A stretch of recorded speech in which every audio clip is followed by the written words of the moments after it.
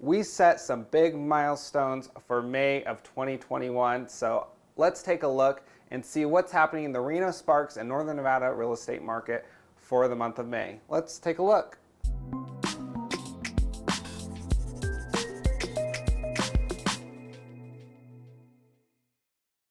First big milestone right here. We've done it. We crossed the $500,000 mark for median home price in Reno Sparks. If you look over the last 13 months, that last little drop, one doesn't have the number over it, but May of last year is our last remaining sub $400,000 amount, and that was $399,900. So we've gone up over $100,000 in the last year for median home price. That's a 25% increase. Wow.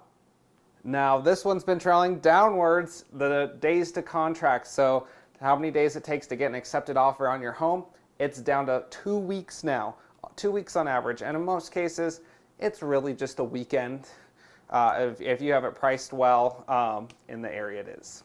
Looking at our sold, new inventory, or new listings and our active inventory, you can see we actually dropped a little bit on new listings compared to the last couple of months. So that was a little bit concerning to me. We did see the sold drop a little bit as well. We kind of anticipated that, but inventory just inched up barely. Not a whole lot though. We need more inventory. Overall though, we did see a month supply of inventory just inch up 1/10 of a month. Not a whole lot. We need a lot more homes. How many homes are available in your price range? Well, you can see where we ended, how many homes were on the market in the different price ranges. Most of these dropped month over month. The 750 to $1 million price range actually bumped up almost 10 homes or so. Looking at the new contracts, how many homes got an accepted offer on them last month? Well, we had 606 homes go under contract. That is single family homes in Reno and Sparks. Looking at a national scale, I think this is fascinating. We're starting to see things trend back upward as the market starts to recover in other areas in terms of real estate. We're seeing more home real estate come on the market, and that's outpacing the buyer demand now. We're seeing inventory actually start to go upward. So we'll see if that continues over the rest of the year. Normally we lag behind this a little bit, and our market's still very strong here. As you can see, we're still trending downward and are plateauing on inventory. Looking on a local scale, Reno, another milestone, we crossed $550,000 for Reno. 9.6% increase month over month. Wow. And inventory dropped as well as new listings. Sparks, interesting. They actually dropped in median home price versus Reno. So I thought that was kind of interesting here. Also, active inventory dropped almost 25%. New listings dropped 17%. So big changes still going on right now. Driving out to Fernley, driving out to Fernley, $352,500, an increase of 6.8%. They jumped over that 350 mark. Units sold 49, and new listings actually went up, and so did inventory out there. So that may be good news. Carson City jumped up 8.4%, up to $455,000. But inventory and inventory dropped. New listings went up though. So, but it did not outpace it apparently. Driving down a little further south, the Minden and Gardnerville. $560,000. We did see inventory and new listings go up there, so that's good news. Now this one's I thought was really fascinating. The condos and townhomes up almost 16% month over month. $315,000. It went across that $300,000 marker, and so a big jump there. We're going to see what happens with that, but inventory dropped 18, almost 19%, and the new listings dropped as well. Now take a look at this. This was posted by Realtor.com. They were looking to see how many cash offers were happening in the market, and in January and February of this year, they traced it back, and 51% of cash offers were, or of offers were cash. we outpace all these other markets for metros. I thought that was very fascinating and very telling of what's happening in our market right now is the cash. So many people are coming, and a lot of them are coming from California. Some are from other states as well. They're coming in with cash. So we are seeing a lot of cash offers still happening here, and that's driving our market upward a lot. So very interesting that we hit number 1 for this.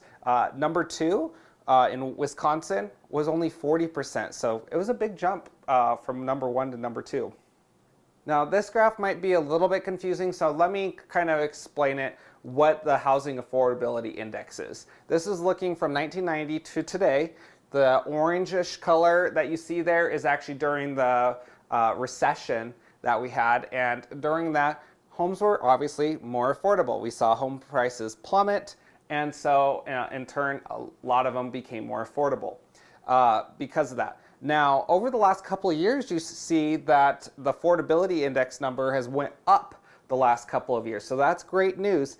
And what that means is it's factoring in the median home price, the median income, and the interest rate to see what people can afford for a home and calculating it, the affordability of it. So if you look at pre-recession, we're outpacing. The higher the number, the more affordable it is, by the way. That's how that's calculated. You can see we are significantly outpacing anything pre-recession, and even then we're still increasing year over year. So that's good news. Housing is still considered affordable when you factor in all of the cases.